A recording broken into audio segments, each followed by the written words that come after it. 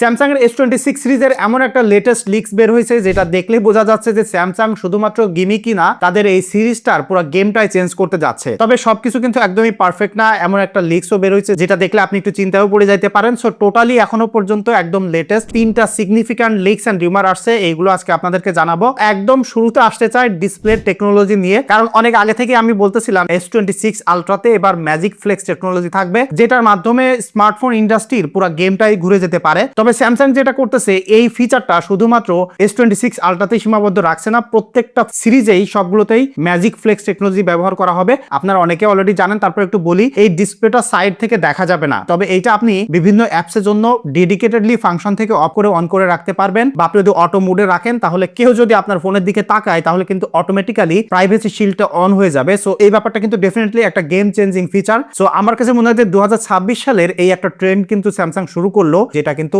আমাদের জন্য রিয়েল লাইফে অ্যাকচুয়ালি ইউজফুল। সেকেন্ড যে ইন্টারেস্টিং আপডেট সেটা খানিকটা প্রেডিক্টেবল ছিল। বেশ কিছুদিন আগে গ্যালাক্সি S26 আলট্রা এবং S26 এর গিকবেঞ্চের রেজাল্টটা পাবলিশ হয়েছে, যেখান থেকে দেখা যাচ্ছে যে স্ন্যাপড্রাগনের 8 এলিট জেন 5 এর যে স্কোর আছে তার থেকে বেটার স্কোর প্রোভাইড করতেছে এই 8 Elite Gen 5 for Galaxy processor. তো এই ব্যাপারটা কিন্তু আমরা সবাই কম বেশি জানতাম, তবে এখানে একটা সিগনিফিক্যান্ট আপডেট যেটা, বা এখানে একটা গেম চেঞ্জিং ব্যাপার হতে যাচ্ছে Exynos 2600 প্রসেসর দিয়ে। তবে এবার ডেফিনেটলি স্যামসাং এমন কিছু করেছে যে কারণে স্ন্যাপড্রাগন নিজেই কিন্তু আলাপ করতেছে স্যামসাং এর সাথে যে তাদের নেক্সট যে প্রসেসর আছে সেটা স্যামসাং এর মাধ্যমে ফ্যাব্রিকেট করবে, যেটার মাধ্যমে স্যামসাং ফাউন্ড্রি হয়তো বা নতুন করে ঘুরে দাঁড়াইতে পারে। এই ব্যাপারটা যদি ঠিকঠাক থাকে তাহলে কিন্তু ইন ফিউচারে স্যামসাং তাদের হার্ডওয়্যারে আরো বেটার কন্ট্রোল পাবে এবং Exynos প্রসেসরের মাধ্যমে তারা কিন্তু আরো বেশি ইন্ডিপেন্ডেন্ট হইতে পারবে। এবং পরবর্তী যে লিক সেটা কিন্তু খানিকটা দুশ্চিন্তার ব্যাপার। আমি এর আগে বলতেছিলাম, বা আপনারা সবাই কম বেশি জানেন, যে পৃথিবী ব্যাপী চিপসেট শর্টেজের কারণে কিন্তু স্মার্টফোনের দাম বাড়তে যাচ্ছে। অলরেডি কিন্তু কম্পিউটারের পার্টসের দাম বেড়ে গেছে।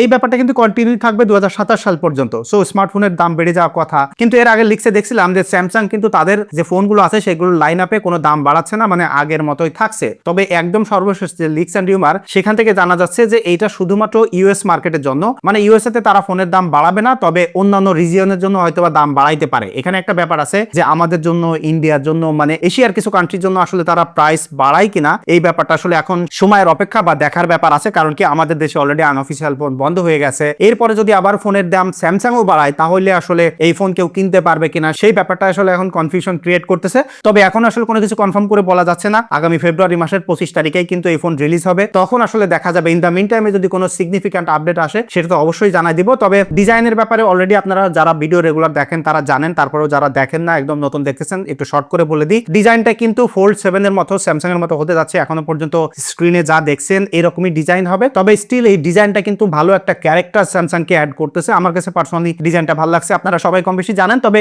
ব্যাটারিতে একটা আপগ্রেড আছে পুরো লাইন আপ জুড়ে, সেটা হলো S26 আলট্রাতে 200 মিলি অ্যাম্পিয়ারের ব্যাটারি বাড়বে। তবে প্রত্যেকটা লাইন আপে কিন্তু 25 ওয়াট পর্যন্ত ওয়্যারলেস চার্জ সাপোর্ট করবে, ম্যাগনেটিক চার্জিং সাপোর্ট থাকবে, যেটা কিন্তু আমরা অ্যাপেলে দেখছি, পিক্সেল 10 সিরিজে দেখছি। এই ব্যাপারটা একটা ইউনিভার্সাল জায়গায় যাইতে যাচ্ছে, যেমনটা টাইপ সি ছিল। তো এছাড়া আরো যেসব আপডেট আছে আমার নিয়মিত লিক্স এন্ড রিউমারের ভিডিও আছে, সেখান থেকে আপনারা জানেন। যারা এই ভিডিওটা নতুন দেখতেছেন তারা অন্যান্য ভিডিওগুলো দেখে নিতে পারেন, এবং এরপরে যদি এরকম কোনো সিগনিফিক্যান্ট আপডেট আসে সেটা আমি আপনাদেরকে জানাই দিব। সো যদি আপনি এই টেক দুনিয়ার খোঁজ খবর রাখতে চান তাহলে চ্যানেলটা বা পেজটা বা টিকটক থেকে দেখলে ফলো করে রাখতে পারেন। দেখা হচ্ছে পরবর্তী ভিডিওতে। ধন্যবাদ সবাইকে।